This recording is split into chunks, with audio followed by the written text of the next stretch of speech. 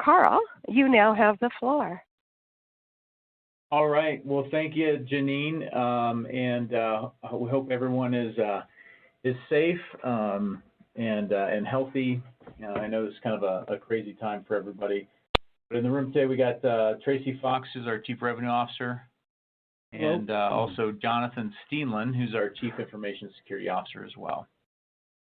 So we kind of changed up the plan today. So given the current state of our world, we wanted to focus on cybersecurity. We want to focus on some of the tools that you guys currently have and how to make sure you're using them more secure given the environment of everyone being remote.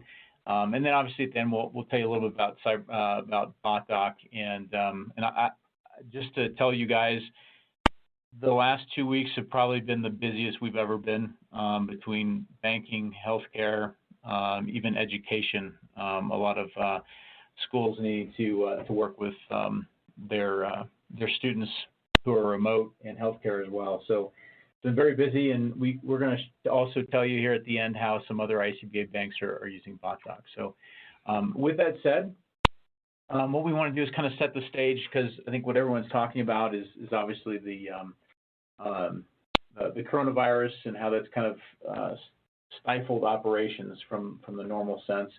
But we kind of want to give you an idea of what's going on in cybersecurity. So I'm going to hand this next couple of slides over to Jonathan Steenland. So Jonathan's background, he was the former CISO at Fujitsu, has been in the security world for a long time. So we want to kind of, he kind of put these slides together for us. Yeah, thanks, Carl. So, you know, most people have heard and recognize that cybersecurity is a big deal today, but they may not be aware of exactly how big of a deal it is. Some have actually stated that cybercrime is the greatest transfer of economic wealth in the history of the world, and it's estimated that it's going to cost $6 trillion annually by 2021. Staggering numbers. Here's another very interesting fact, that cybercrime is now more profitable than the global trade of all major illegal drugs combined. So hopefully that gives you an idea of how big this issue is. So needless to say, it's not going away. It's not, and you know what? No one's immune to it.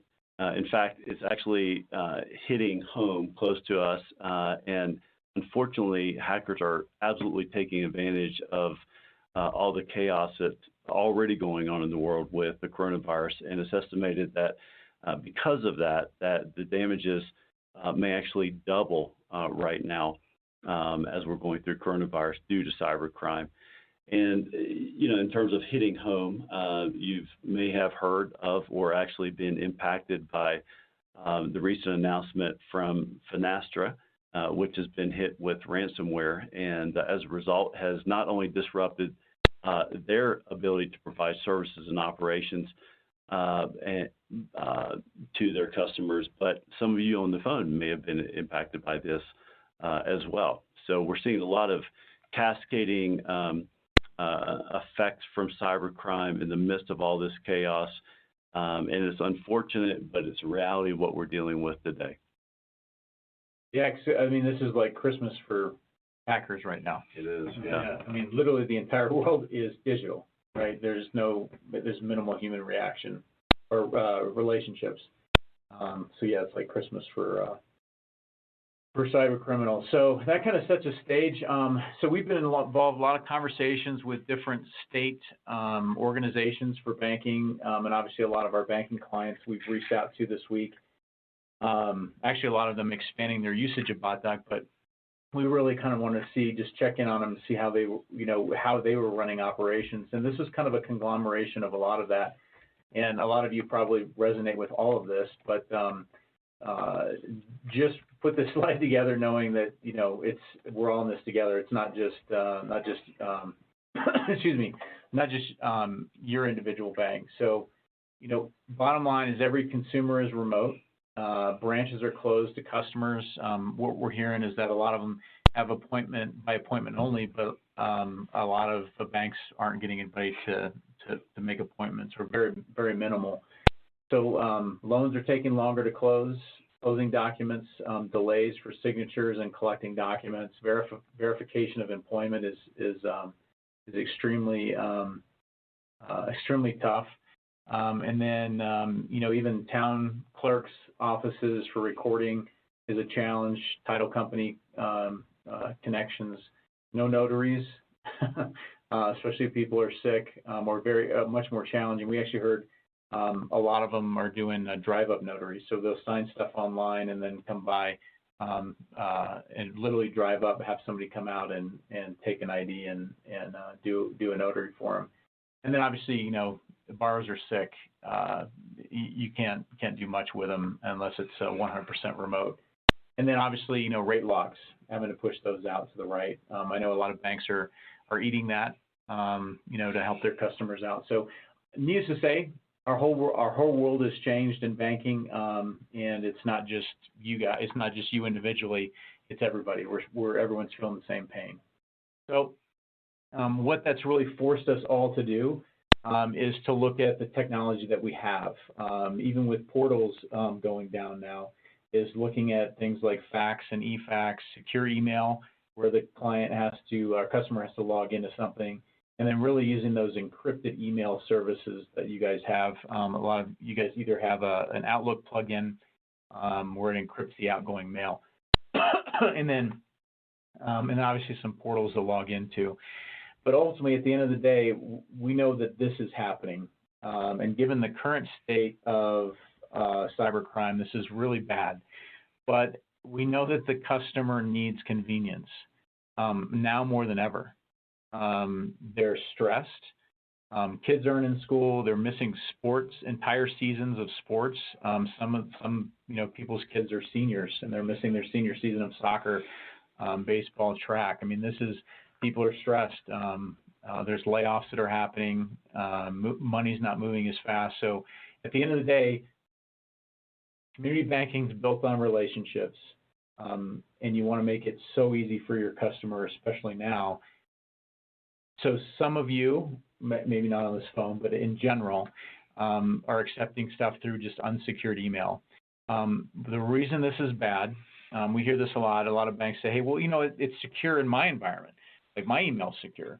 But what you're not realizing is that when the consumer sends you something, if they're just sending it via normal email, it's not insecure in their environment, and all the routers and ports it gets routed through to get to you are not secure.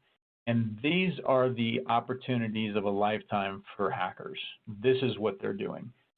They know this. They know that the consumer says, oh, forget all this secure stuff. I'm just going to email it to you.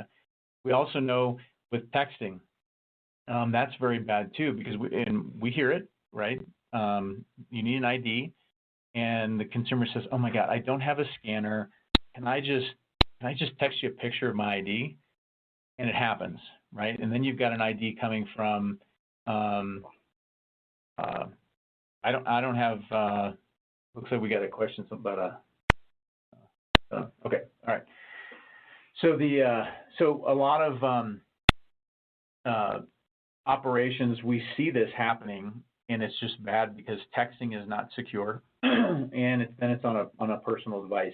Even if you have the person using something like WhatsApp or something else, you know, some other secure messaging tool, you have to take it off your personal device, email it to yourself, which all that means of moving that is not secure. So please, please, please, really try and not push yourself to do this or push your customers. I know they're stressed and they're just going to say, hey, I just need to email this to you. I can't figure out how to log in to the system that you want me to use or whatever.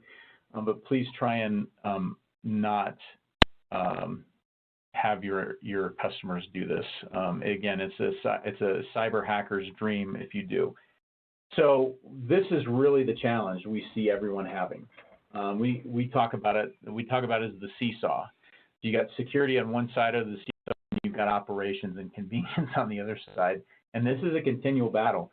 We can tell you every organization, not just community banks, but even up to some of our larger clients like Edward Jones and Ally Financial, and even some healthcare providers, like everyone struggles with this, and I know every bank does too, is you increase security. And some of you probably are frustrated with your IT people, right? Because they're always shoving secure solutions that everyone hates. you drive up security and that convenience factor goes down. And I know the IT people get frustrated with operations because they're like, oh my gosh, they keep doing unsecure stuff because the consumer wants convenience.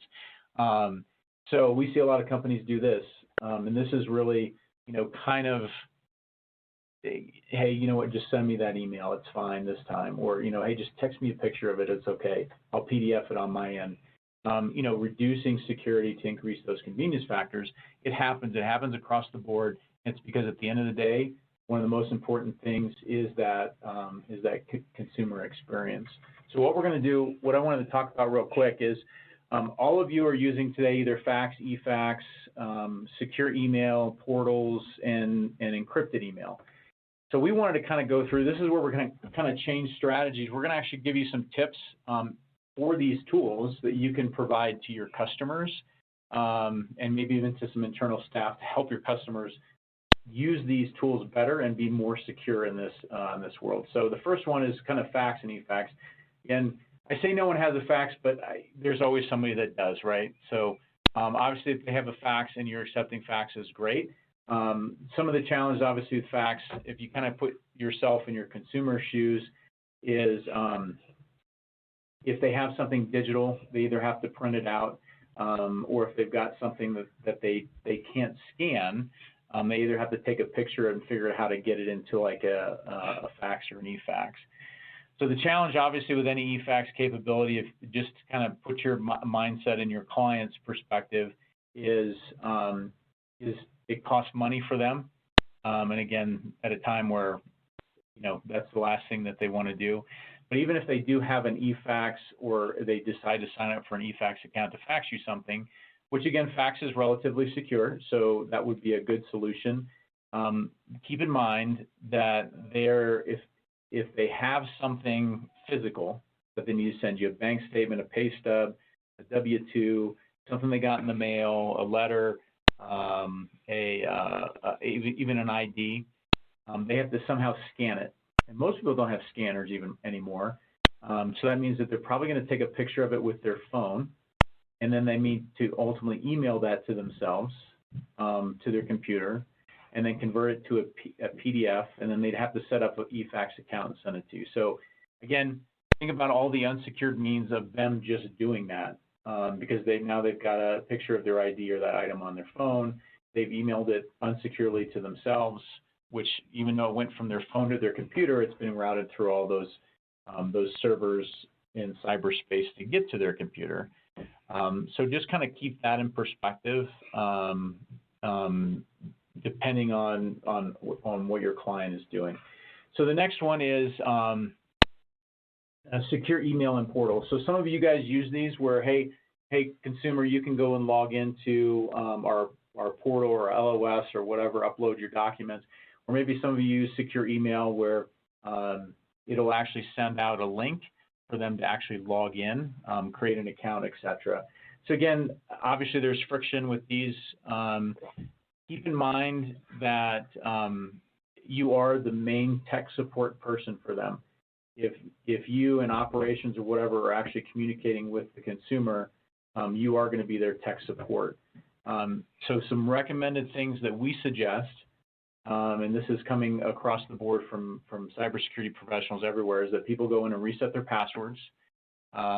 So you may have to help your customers do that. And again, depending on the system that you're using, just be cognizant of, you may have to walk them through that. Another suggestion for in the cyber community right now is making sure that people are cleaning the cache out of their browsers, any saved data and cookies as well, all together or specific for some of the accounts that they may have with you for your portals or secure email. So I know that can be a challenging, and everyone uses different browsers. So what we're going to do is you guys are going to have access to this presentation later. So I know this is kind of just all lumped together. You don't need to read it right now, but these are things that you can actually copy and paste because you guys are going to have this presentation and actually send them out to your clients.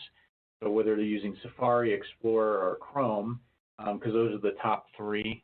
We could have done a lot more, but I think less than, this covers I think 98% or 99% of the world on the browsers that people use. So you guys will have this later when you download the presentation. We do encourage you to help your clients. Just make sure that they're safe. You know, at the end of the day, you are communicating with them back and forth with sensitive information. And although a compliance officer may say, well, you know, they decided to send it to you this way, or the consumer's information was breached on their end, if they're communicating with you in unsecured means or they get compromised in that way, I think the banking community has a responsibility for that, because you need to make sure that your consumers are working secure with you. And then lastly, there's other things like encrypted email.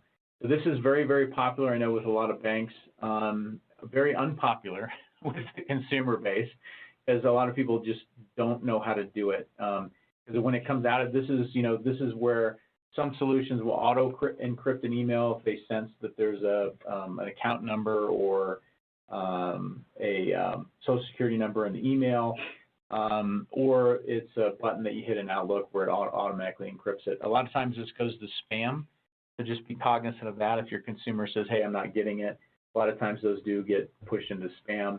But we provided a link here that you guys, again, can send out to your consumers if you are working with them. So this is a video, an instructional video of how to, if you get an Outlook encrypted email from somebody and you're using Gmail or Yahoo, or you list it, actually how to open up and read that email. So I think this is a very good instructional video that we found. So please feel free to use that or send it to your teams if you are using encrypted email, because I know I get them sometimes and I'm like, oh my gosh, I don't know what to do with this. Like, how do I read this? But it doesn't solve your full problem, because the consumer can't send you anything back through that channel. So you're going to just be cognizant of how do they get things back to you. So you're back to using fax, e-fax, or some kind of secure email or portal. So just be cognizant of that. So to summarize all this, what's happening is, because everyone's world has changed, is all of this increase in security is really driving down convenience. We're making business much harder to do. And the conundrum is that it's in a time where we don't need complexity. We don't need challenge. We need convenience. The consumer needs convenience right now more than they ever have. And just to make this point, outside of coronavirus, so these are reports that were done last year, and I think the year before last. So you guys will have these links too in your in the presentation. We think this is pretty powerful. We talk about this a lot in our company. 89% of companies compete primarily on the basis of the consumer experience, and that's up 36% from 2010. And I would actually argue that it's probably even greater than that. I mean, think about Amazon. I'm sure everyone on this call today is using or has used Amazon in the last year. And I know everyone loves the fact that they can go on Amazon, click a button, and get it, and then have it delivered to your door, versus having to go out and fight crowds and find it, and know exactly when it's going to be delivered to your house. So that's become kind of the fact of the standard. And I think many of you, and I know myself, even if something's maybe a little bit more, if I get it on Amazon and it's a couple bucks more, like, I'm fine with that, because I know that I can expect that consistent experience. So this is the next piece that's very important. It says, while 80% of companies believe they deliver super experiences, only 8% of their customers agree. Only 8%. So 80% of the companies say, yeah, man, we're knocking it out of the park for our customers. Only 8% of their customers actually agreed with that statement. So I know in community banking where that relationship is so important, I just want you to keep that in the back of your mind, because you may think, man, we're doing everything we can, and just know that this relationship happens all the time, where the institution says, man, we're really working hard for that consumer, but a lot of times the consumer does not agree with it, and a lot of times, in fact, in this article, they highlight is really the convenience factor. It's not convenient to do business with that customer. So just keep that in mind. So we're kind of at this conundrum, right? Because we've got the point in history where cybersecurity is needed the most and convenience is needed the most, and yet those two things don't coexist. So when we talk about this seesaw for Botdoc, this is what really gets us excited. This is what gets us out of bed in the morning, is the fact that given our technology, we were actually able to break this relationship. So we're using the highest levels of security available today with increasing the convenience factors for transporting data and documents back and forth. So what we're going to do now is we're actually going to switch to a live screen share. We're going to pull off a demo for you so you can experience the technology yourselves. I know in webinars in the past, we've done this where, are you sharing your screen? Sure. Broadcast, there we go. All right, cool. Now I think that we are. Yep. Now, are you sharing your screen? Sure. Sorry, I think with some of the delays in the, since everyone is, sorry, since the entire world is on screen shares, things are taking a little bit longer. Here we go.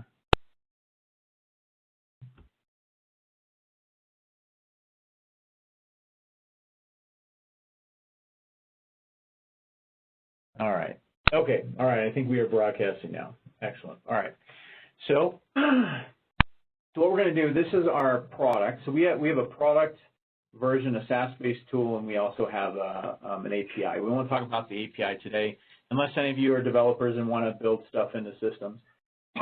So this tool, what we're going to do real quick, you have the ability to push and pull things in and out of the system securely, and it can be done via email or text.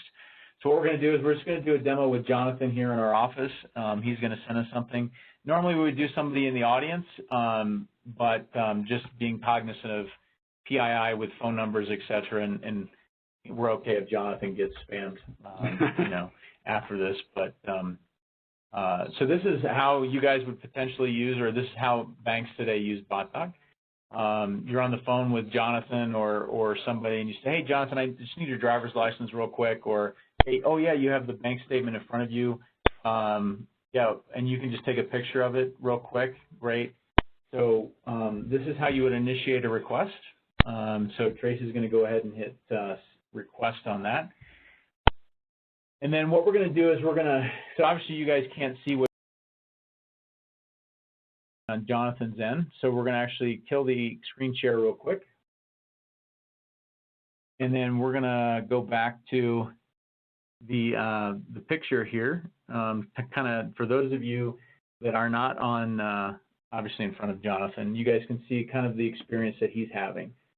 So Jonathan received a text message. It says, you know, in this case, it says Tracy Fox, because Tracy did it. Tracy Fox from Botdoc is requesting documents from you, and Jonathan got the text message. He obviously knows it's from Tracy because he's on the phone with them. So Jonathan is going to go ahead and click on the link, and it's going to open up a secure page. And it's very, very simple. So it has the message there that Jonathan can read. And again, he may even be on the phone. If a bank was using this, he may even be on the phone with the bank at the same time. So Jonathan's going to hit add file, and then he's going to get a couple of options that pop up on the bottom of his phone. So he's going to select the one that says use camera or take picture, just depending on whatever phone he has. And then it's going to automatically activate his camera on his phone, and then he's going to take a picture. So we're going to take a picture here real quick. All right, excellent. And then as soon as that's finished, it starts to secure that item. So it's secure. And then Jonathan, we won't have Jonathan do this today, but a lot of your customers use Dropbox or Google Drive, OneDrive, Cloud Drive, and I know a lot of times they try and send you stuff, those links. We hear that a lot. They say, hey, let me just send you a Dropbox folder. And as we know from the IT departments, that's a huge security risk. So a lot of institutions won't do that. But Jonathan can also hit add file, browse is the option that would pop up as well instead of his camera. And then he could go over and grab a 5, 6, 7, 800 megabyte document off of his Dropbox account if he wanted to. I know a lot of consumers live in that world, so it's very, very important. So we're not going to have Jonathan do that today, so he's just going to go ahead and hit send as soon as he gets the check mark there, and we're good.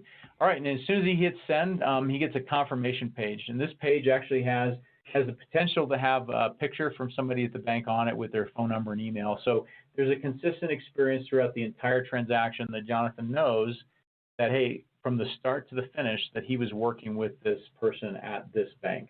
And this entire experience, the colors, the logo, etc., can actually be customized to the bank that's using his feed here. And we're going to live screen share. So Tracy's received a couple of things. So he's received an email in his email inbox that says, "Hey Tracy, you've received a new Botdoc from this person," or if he's in his account, he gets a notification if he's got it up. So in this case, we know the phone number it came from, any message that the consumer sent back. Hey, there's a picture of us at Botdoc headquarters. Hanging out there. So that's Tracy and me. What Tracy can do, so let's say this was a picture of a driver's license, he could actually download the document as a PDF. Because I know in the business world, there's really not a lot of uses for a JPEG. You can actually download it as a PDF.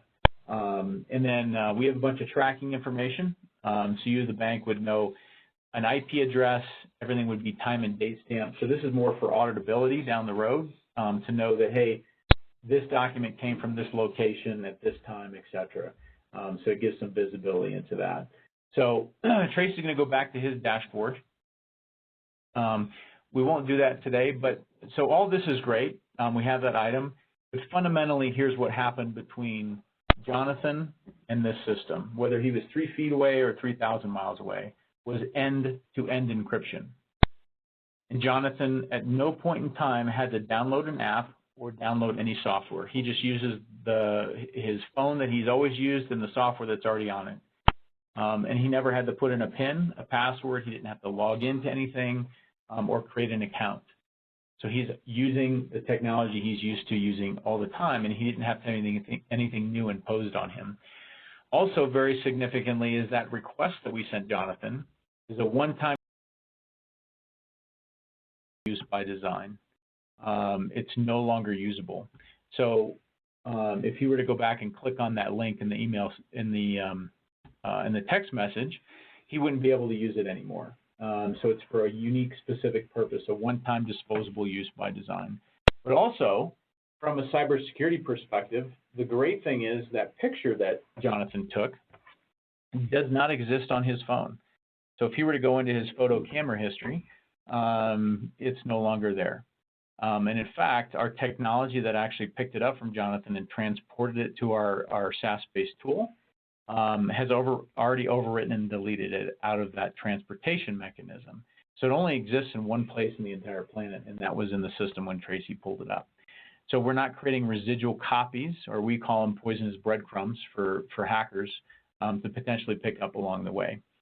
So what we're able to do today is reach out and grab something from Jonathan securely and pull it back into our environment, if we were at the bank or wherever, without imposing anything foreign upon Jonathan as our customer.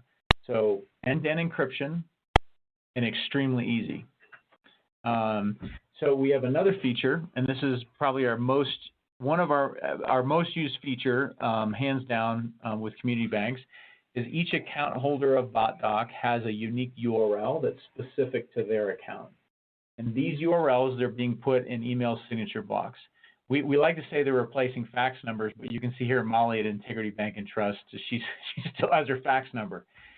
We kind of say not many people have a fax, but everyone has access to the internet. So by using Botdoc, she puts here, click here to send me documents securely. So Integrity Bank and Trust, this is where you can send a normal unsecured email to your customer and say, hey, John, here's the 6 things I need, or here's the 2 things I need. I need your driver's license, I need this, Send them to me when you get them to me. What they're saying is, hey, Botdoc them to me. So they can actually click on this link in your email signature block, and they can initiate their own session and send you whatever they want, secure and encrypted to you. So this is a very widely used capability that's for our system. So again, whether the experience for your customer is mobile or if it's on their computer, it's the same concept. Whether they grab something off their desktop, off a Dropbox off their computer, or off of their phone. So at the end of the day, what Botdoc is it's no apps or software that download, no passwords, no PINs, no logins, and it's on demand for texting and for email. And it's in transit and at rest security for anybody in the that is in the security world. It's all TLS and AS256-bit encryption, and everything works in our environment, lives in Microsoft Azure, and nothing goes outside the country for any of our product stuff. We across the board, we have numerous ICBA banks using Botdoc, and even outside of banking, right? Even Barrett School of Banking uses as well. But don't take our word for it. So these are what some of the banks are saying from that use Botdoc. So this is Community Spirit Bank in Alabama. So before, they were using, just like everybody else, using fax, secure email, some portals. Loan documentation would take over a week, sometimes longer, just depending on the client. A lot of times, hey, I need to reach out to the customer. Hey, John, here's the 5 things I need. And John says, hey, I'm driving. Yeah, I'll get to it tonight. You know what? You get home, kids, forget about it. They try and log into some kind of portal system, and they're like, gosh, I'm locked out. I can't remember my password. I'm not on the same computer, etc. So again, it was just putting the bank and customers in a bad situation. So after they started using Botdoc, document collections, and this is from them, they said it would take a day, or sometimes the same day they would get documents back, when normally it would take a week or so. So even copies of driver's license was easy via text, because the consumer could click on that link, take a picture of it, and send it back, and think no more about it. It was super easy. And one of the things that they told us is that all the technology they've ever used or onboarded, and they used the word seriously, it was simple. It's made our document collection for loans very easy. Customers love it. And you'll see this theme with all of our clients, that they're closing loans 50% faster, with at least 50% faster with Botdoc, and that's across the board. Every bank and every customer we had has resonated that statement. So we'll go to the next one. Integrity of Bank and Trust, very, very similar. They were using a lot of secure email, encrypted email, very challenging. They said, hey, even fax, asking customers to use fax was kind of a non-starter for them. I can tell you this bank here in Colorado, that's where we're based here in Colorado, has actually said they don't even know why they have secure email anymore, because they literally don't use it now that they have Botdoc. And they resonated the same thing. Of course, they said exponentially faster. Try to put a value on that, but sometimes when it would take numerous weeks, and now things would come back much faster. And again, same statement: easily closing loans 50% faster with Botdoc. The next one is First Midwest in Missouri. Very, very similar. First Midwest actually used it also for a lot of compliance related items. I just saw a question that popped up. So we can't get official approval. So a question came up about FDIC and OCC, very related to this.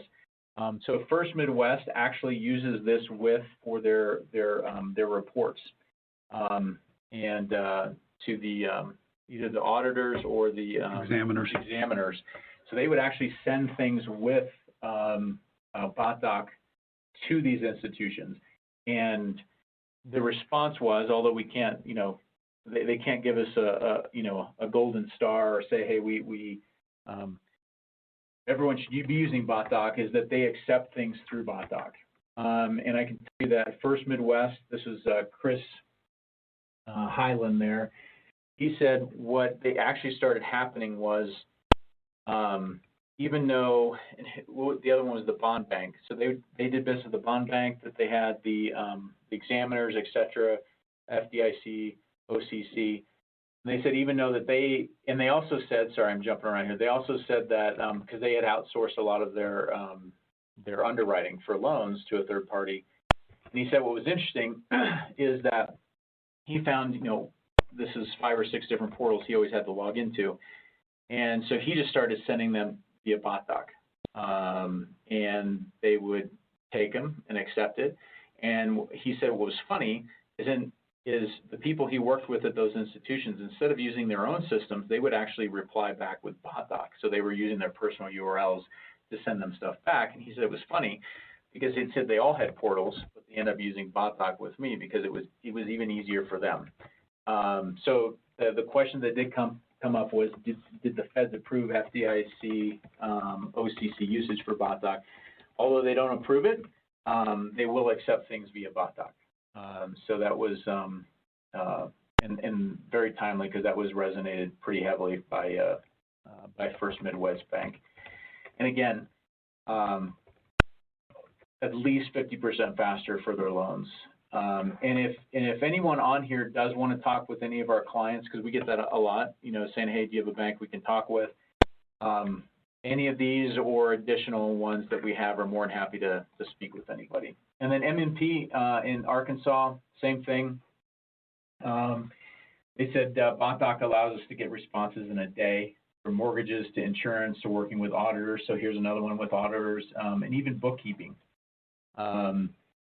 with external bookkeepers, et cetera. And again, Botdoc has allowed them to get responses in a day and complete transactions at least 50% faster. So we're very proud of those.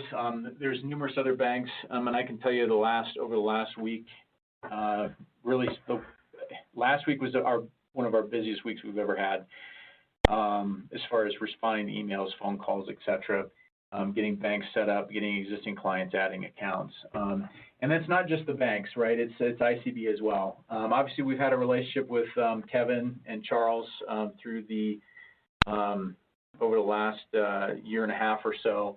But I won't read this to you because they'll be in the presentation, but I can tell you that one of the biggest concerns from the ICBA's perspective is compliance, cybercrime, but also realizing that, hey, it's community banking, relationships are so important, and this is the most stressful time I think of that any of us will see in our lifetime, and the challenges between cybercrime and trying to be convenient for our customers. So to give you some information on pricing, it's $15 per user per month, $12 if you pay annually. There are some volume discounts at 50 and 100. And what we're doing for all ICBA banks is we're giving you 60 days free for up to 15 users, no contracts, anything. If you do want a year for users, we'll just credit you the value of that towards your annual discount. And then we do have a sales page that's set up. It's got some videos of us, not that you want to watch us talk, but it's got some of the testimonials as well, some information. And there's actually on this page, and this is a live hyperlink in the PDF when you download it, that you can actually go there and schedule an appointment with somebody from our team to either answer questions. We've had some banks that have actually went ahead and set up an account and then used that for some initial training for their admin. So we're flexible either way. But at the end of the day, we know that this is a super challenging time for all of us. And we're very grateful that we're at the right place at the right time to help a lot of banks out. I can tell you right now that we onboarded 2 banks yesterday. It took them about 5 minutes to set up an account with their admins and start inviting people. Some banks are paying by invoice, some banks are paying by credit card. Doesn't matter to us as soon as you get set up. And then onboarding, we book a 30-minute call. We can do onboarding with the entire team, and we also have onboarding videos that can be sent out to your team as well. Not necessarily onboarding, but really just kind of training. We book 30 minutes if you want to do a live one with us, with Wendy or one of our operations staff, but it usually takes about 15 minutes at most. We get the team set up and have them start Botdocing, and it's pretty quick. So this is really kind of our push to help help you guys out, help ICBA banks out. It's a very low-cost solution that provides a big impact, and it's very, very secure. And for those from a compliance standpoint on the phone, you guys probably saw some of the compliance logos there. But just to reiterate, we've had our SOC 2 Type 2 completed. We are GDPR compliant, not that anybody's doing anything with European EU right now, but we are GDPR compliant. We are PCI compliant. We're also HIPAA compliant for medical, not that any of you doing medical things, but and then FERPA for education. We actually had a college a couple of days ago actually sign up for an account to start collecting financial aid information on their students since everybody's remote. So we're excited about that too. And then we're Privacy Shield certified for EU and Swiss. So we have a due diligence package that's about 118 pages long. And just to make everyone comfortable, we do have clients like Edward Jones, Ally Financial, Toyota Financial Services, and we think that's pretty important. So what I would like to show real quick, Tracy, if you want to go to the screen share real quick. So we are getting some questions about audit trails and some additional information. So go to we're going to show the product. So Tracy's going to share his screen real quick. So we do have audit trail availability. So what you're going to see here is Tracy's actually going to show, as an admin of the team, you have the ability not just to see the transactions and the IP addresses where things, you actually have the ability to see also where, you know, time and date stamp for everything. So Tracy on his screen here, he's an admin obviously for this account. So he can go in and see login activity. So he can actually see where his team, when and where they're logging in from. So all that information is stored in your account. And then you also have the ability to see transaction activity, not just for your account, but for all the accounts. So you can go through and audit all that information. And none of that information goes away. It's all in there. So, you know, emails, phone numbers, IP addresses, time and date stamped, whether the things are downloaded. And actually, Tracy, bring this up real quick. We had another question that popped up about our send capability. So we're going to pull up, do we have one that doesn't have any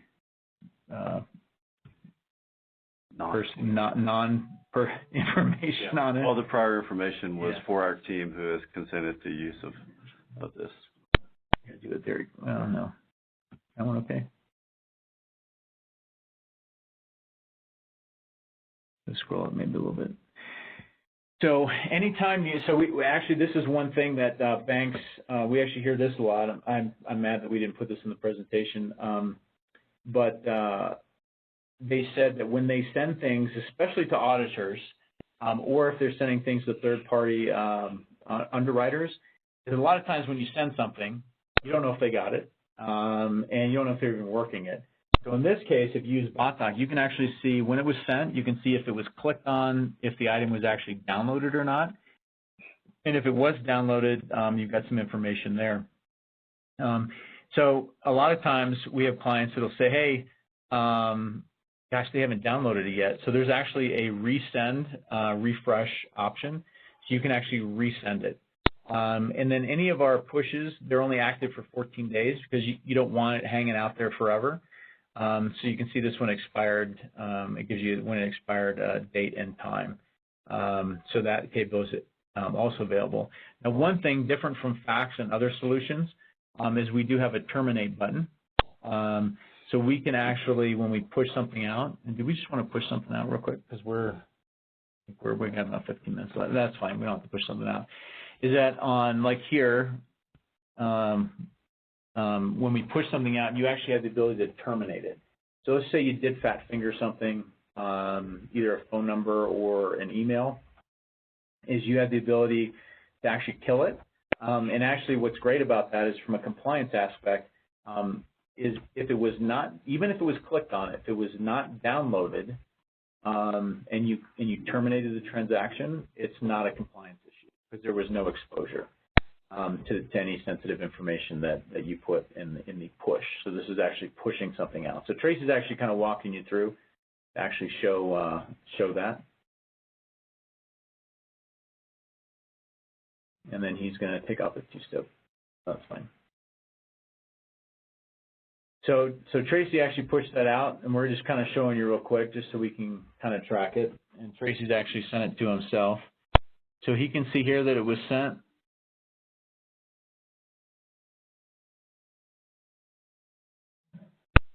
And while Tracy's doing that, I know we got about 13 minutes or so left, and I know, Janine, if we want to, did we get some questions that haven't been answered yet? No, we're good. Okay. Yeah, in fact, do you want to start those while we wait, or? Yeah, we can, and then Tracy, he can kind of, we'll kind of show, because Tracy's sent it himself one, we can kind of show it here on the screen. Janine, if we want to go ahead and get some of the questions. Yeah, first question is, how is your system set up so it's secure? Yeah, so great question. So we have, we've been poked and, this is what I'll say, we've been poked and prodded and raked over the coals by major companies, like I said before, Edward Jones, Ally Financial, Citizens Bank, Toyota Financial Services, all their vendor management departments, all their cyber IT security departments. Also on our board of our company are some prominent individuals like the former CIO of Emerson, Steve Hassel, and some other cybersecurity professionals. So we've taken a lot of measures to make sure that that we're doing the right things and have the right mindset. And also Jonathan Steenland here, our Chief Innovation and Security Officer, being the former CISO for Fujitsu, and then he was formerly at the National Cybersecurity Center as their Chief Operations Officer. So he brings a lot of insight and perspective on our team. But what I can tell you is that our entire environment is all TLS and AES 256-bit encryption, and it all lives in Microsoft Azure. All the keys, if this makes sense to anybody, all the encryption keys are automatically generated by the system. At the system level, we don't even know what the keys are because each transaction is uniquely encrypted. So, so I think, and again, everything being on Microsoft Azure, US Central, we do have a lot of redundancy in place for disasters, et cetera, to make sure that the service does stay up and running if something did happen. And then real quick, if you guys look at your screen, so Tracy, this is the one he sent himself real quick, as you guys saw. So we can see that he sent it. He did click on the text message and downloaded the item. So what we're going to do right now is just go ahead and terminate it. And then Tracy is going to go back into that text message and actually click on it and try and download it. And it's actually going to give him a message that says this session has been terminated or expired and can no longer be accessed.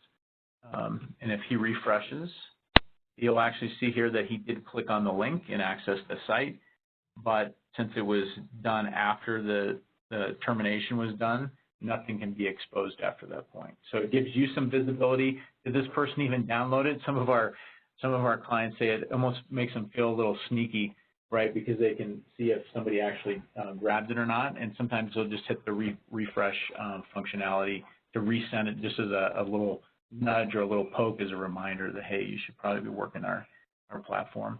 And then one thing I also want to mention is that for the banks that do want accounts is that the emails, if you send things out via email, that can be customized to your domain versus the Botdoc domain. And then, like I said, you can add logos, change the colors a little bit, so it makes it feel a little bit more like your bank and not a third-party tool. Any other questions, Janine, that came in? Yeah. Next question is, how hard is it to set up and start using Botdoc? Yeah, absolutely. So I think the best quote that we had was from Community Services Bank, and they said it was seriously, they used the word seriously, was the easiest technology they've ever onboarded. So it's a SaaS-based tool that the people at the bank will have a login to, and it literally takes, we can get the admins up and running in about 5 minutes, and then we can either send out quick training video, or we can do a group session with your team. Again, we set aside 30 minutes. It usually only takes about 15 minutes. But as you can see from Tracy using it, it's pretty intuitive once you get in there. You can either pull something or push something, and then you can go in there and look at it. One other thing that some banks do, is they actually have an account that multiple people share. And a lot of times you may have one email for like loan operations, and they want everything back and forth through that email, regardless if it's Susan or Ted or whoever using it. So you do have the ability to use centralized accounts with Botdoc as well for that very situation.